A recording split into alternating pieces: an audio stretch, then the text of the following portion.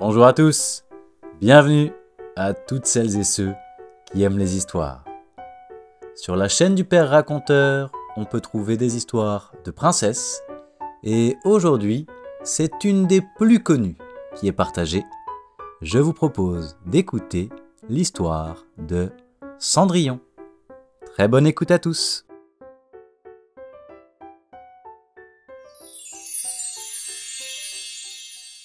Il était une fois un gentilhomme qui épousa en secondes noces une femme, la plus hautaine et la plus fière qu'on eût jamais vue. Elle avait 2 filles de son humeur et qui lui ressemblaient en toutes choses. Le mari avait de son côté une jeune fille, mais d'une douceur et d'une bonté sans exemple. Elle tenait cela de sa mère, qui était la meilleure personne du monde. Les noces ne furent pas plus tôt faites que la belle-mère fit éclater sa mauvaise humeur. Elle ne put souffrir les bonnes qualités de cette jeune enfant, qui rendait ses filles encore plus haïssables. Elle la chargea des plus viles occupations de la maison. C'était elle qui nettoyait la vaisselle et les montées, qui frottait la chambre de madame et celle de mesdemoiselles ses filles. Elle couchait tout en haut de la maison, dans un grenier sur une méchante paillasse, pendant que ses sœurs étaient dans des chambres parquetées où elles avaient des lits des plus à la mode et des miroirs où elles se voyaient depuis les pieds jusqu'à la tête. La pauvre fille souffrait tout avec patience et n'osait s'en plaindre à son père qui l'aurait grondé parce que sa femme le gouvernait entièrement. Lorsqu'elle avait fini son ouvrage, elle s'allait mettre au coin de la cheminée et s'asseoir dans les cendres, ce qui faisait qu'on l'appelait communément dans le logis Cucendron. La cadette, qui n'était pas si malhonnête que son aînée, l'appelait Cendrillon. Cependant, Cendrillon, avec ses méchants habits, ne laissait pas d'être 100 fois plus belle que ses sœurs, quoique vêtue très magnifiquement. Il arriva que le fils du roi donna un bal, et qu'il pria toutes les personnes de qualité d'y venir. Nos 2 demoiselles en furent aussitôt priées, car elles faisaient grande figure dans le pays. Les voilà bien aises et bien occupées à choisir les habits et les coiffures qui leur siéraient le mieux. Nouvelle peine pour Cendrillon, car c'était elle qui repassait le linge de ses sœurs et qui gaudronnait leurs manchettes. On ne parlait que de la manière dont on s'habillerait. « Moi, » dit l'aîné, « je mettrai mon habit de velours rouge et ma garniture d'Angleterre. »« Moi, » dit la cadette, « je n'aurai que ma jupe ordinaire. Mais en récompense, je mettrai mon manteau à fleurs d'or et ma barrière de diamant, qui n'est pas des plus indifférentes. » On envoya quérir la bonne coiffeuse pour dresser les cornettes à 2 rangs et on fit acheter des mouches de la bonne faiseuse. Elles appelèrent Cendrillon pour lui demander son avis, car elle avait le bon goût. Cendrillon les conseilla le mieux du monde et s'offrit même à les coiffer, ce qu'elles voulurent bien. En se faisant coiffer, elle lui disait « Cendrillon, serais-tu bien aise d'aller au bal ?»« Hélas, mesdemoiselles, vous vous moquez de moi. Ce n'est pas là ce qu'il me faut. »« Tu as raison, on rirait bien si on voyait un Cucendron d'aller au bal. » Une autre que Cendrillon les aurait coiffées de travers, mais elle était bonne et elle les coiffa parfaitement bien.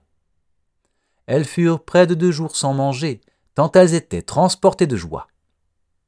On rompit plus de 12 lacets, à force de les serrer, pour leur rendre la taille plus menue, et elles étaient toujours devant leur miroir. Enfin, l'heureux jour arriva. Elles partirent, et Cendrillon les suivit des yeux le plus longtemps qu'elle put. Lorsqu'elle ne les vit plus, elle se mit à pleurer. Sa marraine, qui la vit tout en pleurs, lui demanda ce qu'elle avait. Je voudrais bien, je voudrais bien. Elle pleurait si fort qu'elle ne put achever. Sa marraine, qui était fée, lui dit « Tu voudrais bien aller au bal, n'est-ce pas ?»« Hélas, oui !» dit Cendrillon en soupirant. « Eh bien, seras-tu bonne fille ?» dit sa marraine. « Je t'y ferai aller. » Elle l'amena dans sa chambre et lui dit « Va-t'en dans le jardin et apporte-moi une citrouille. Cendrillon alla aussitôt cueillir la plus belle qu'elle put trouver et la porta à sa marraine, ne pouvant deviner comment cette citrouille la pourrait faire aller au bal. Sa marraine la creusa et, n'ayant laissé que l'écorce, la frappa de sa baguette et la citrouille fut aussitôt changée en un beau carrosse tout doré. Ensuite, elle alla regarder dans la souricière et elle trouva 6 souris toutes en vie. Elle dit à Cendrillon de lever un peu la trappe de la souricière et à chaque souris qui sortait, elle donnait un coup de sa baguette et la souris était aussitôt changée en un beau cheval, ce qui fit un bel étalage de 6 chevaux d'un beau gris de souris pommelées. Comme elle était en peine de quoi elle ferait un cocher, elle se dit « Je vais voir. S'il n'y a point quelques rats dans la ratière, nous en ferons un cocher. » Tu as raison, dit sa marraine. Va voir. Cendrillon lui apporta la ratière, où il y avait 3 gros rats. La fée en prit un d'entre les 3, à cause de sa maîtresse Barbe, et une fois touché, il fut changé en un gros cocher qui avait une des plus belles moustaches qu'on ait jamais vues. Ensuite, elle lui dit « Va-t'en dans le jardin, tu y trouveras 6 lézards derrière l'arrosoir et apporte-les-moi. » Cendrillon ne les eut pas plus tôt apportés que la marraine les changea en 6 laquais qui montèrent aussitôt derrière le carrosse avec leurs habits chamarrés et qui s'y tinrent attachés comme s'ils n'eussent fait autre chose de toute leur vie. La fée dit alors à Cendrillon « Eh bien, voilà de quoi aller au bal. N'es-tu pas bien aise ?»« Oh oui, mais est-ce que j'irai comme cela, avec mes vilains habits ?» Sa marraine ne fit que la toucher avec sa baguette, et en même temps, ses habits furent changés en des habits de drap d'or et d'argent, tout chamarrés de pierreries. Elle lui donna ensuite une paire de pantoufles de verre, les plus jolies du monde. Quand Cendrillon fut ainsi parée, elle monta en carrosse. Mais sa marraine lui recommanda avant toute chose de ne pas passer minuit, l'avertissant que si elle demeurait au bal un moment davantage, son carrosse redeviendrait citrouille, ses chevaux des souris, ses laquais des lézards, et que ses vieux habits reprendraient leur première forme. Cendrillon promit à sa marraine qu'elle ne manquerait pas de sortir du bal avant minuit. Elle partit, ne se sentant plus de joie. Le fils du roi, qu'on alla avertir qu'il venait d'arriver une grande princesse qu'on ne connaissait point, courut la recevoir. Il lui donna la main à la descente du carrosse et la mena dans la salle où était la compagnie. Il se fit alors un grand silence. On cessa de danser et les violons ne jouèrent plus tant on était attentif à contempler les grandes beautés de cet inconnu. On n'entendait qu'un bruit confus. « Ah, qu'elle est belle !» Même le roi, tout vieux qu'il était, ne laissait pas de la regarder et de dire tout bas à la reine qu'il y avait longtemps qu'il n'avait vu une si belle et si aimable personne. Toutes les dames étaient attentives à considérer sa coiffure et ses habits, pour en avoir dès le lendemain de semblables, pourvu qu'il se trouvât des étoffes assez belles et des ouvriers assez habiles. Le fils du roi la mit à la place la plus honorable, et ensuite la prit pour la mener danser. Elle dansa avec tant de grâce qu'on l'admira encore davantage. On apporta une fort belle collation, dont le jeune prince ne mangea point, tant il était occupé à considérer la princesse. Elle alla s'asseoir auprès de ses sœurs, et leur fit 1000 honnêtetés. Elle leur fit part des oranges et des citrons que le prince lui avait donnés, ce qui les étonna fort, car elle ne la connaissait point. Alors qu'elle causait ainsi, Cendrillon entendit sonner 11 heures 3/4. Elle fit aussitôt une grande révérence à la compagnie et s'en alla le plus vite qu'elle put.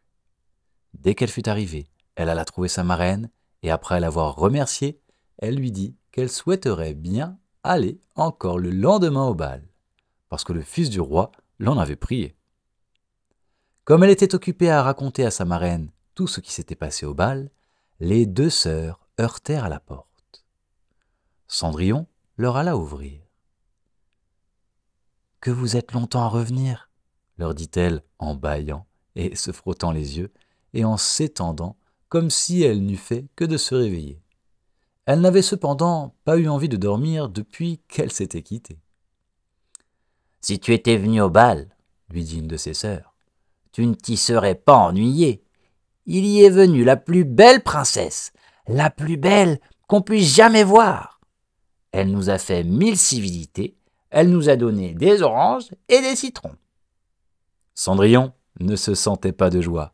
Elle leur demanda le nom de cette princesse, mais elles lui répondirent qu'on ne la connaissait pas, que le fils du roi en était fort en peine et qu'il donnerait toute chose au monde pour savoir qui elle était. Cendrillon sourit et leur dit : « Elle était donc bien belle. Ne pourrais-je point la voir ? Mademoiselle Javotte, prêtez-moi votre habit jaune que vous mettez tous les jours. »« Ah vraiment ?» dit Mademoiselle Javotte. « Je ne suis pas de cet avis. Prêter mon habit à un vilain cul-cendron comme cela, il faudrait que je fusse bien folle. » Cendrillon s'attendait bien à ce refus, et elle en fut bien aise, car elle aurait été grandement embarrassée si sa sœur avait bien voulu lui prêter son habit. Le lendemain, les deux sœurs allèrent au bal, et Cendrillon aussi, mais encore plus parée que la première fois. Le fils du roi fut toujours auprès d'elle, et ne cessa de lui conter des douceurs. La jeune demoiselle ne s'ennuyait point, et oublia ce que sa marraine lui avait recommandé. De sorte qu'elle entendit sonner le premier coup de minuit lorsqu'elle ne croyait pas qu'il fût encore 11 heures. Elle se leva et s'enfuit aussi légèrement qu'aurait fait une biche. Le prince la suivit, mais il ne put l'attraper. Elle laissa tomber une de ses pantoufles de verre que le prince ramassa bien soigneusement. Cendrillon arriva chez elle bien essoufflée, sans carrosse, sans laquais et avec ses méchants habits. Rien ne lui étant resté de toute sa magnificence qu'une de ses petites pantoufles, la pareille de celle qu'elle avait laissée tomber.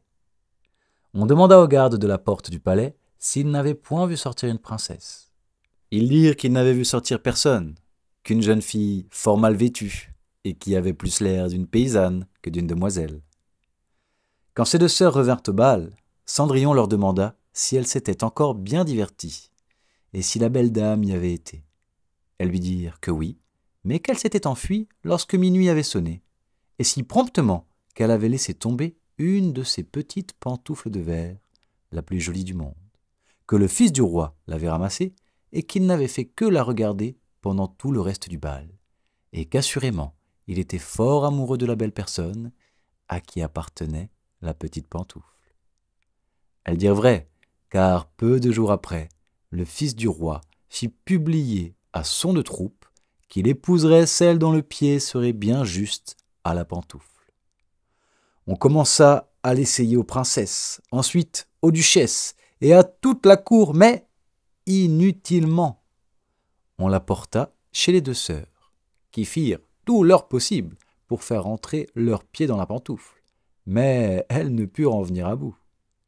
Cendrillon, qui les regardait et qui reconnut sa pantoufle, dit en riant : « Que je vois si elle me serait pas bonne ?» Ses sœurs se mirent à rire et à se moquer d'elle. Le gentilhomme, qui faisait l'essai de la pantoufle, ayant regardé attentivement Cendrillon et la trouvant fort belle, dit que cela était juste et qu'il avait ordre de l'essayer à toutes les jeunes filles.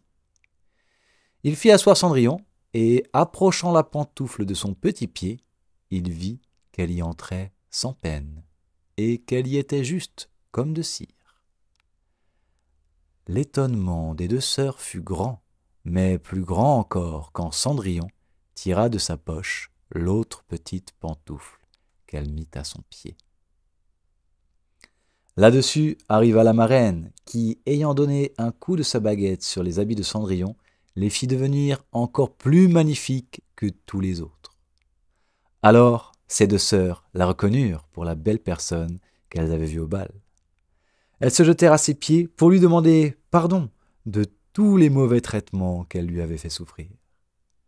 Cendrillon les releva et leur dit en les embrassant qu'elle leur pardonnait de bon cœur, et qu'elle les priait de l'aimer bien toujours. On l'amena chez le jeune prince, parée comme elle était. Il la trouva encore plus belle que jamais, et peu de jours après, il l'épousa. Cendrillon, qui était aussi bonne que belle, fit loger ses 2 sœurs au palais, et les maria le jour même à 2 grands seigneurs de la cour.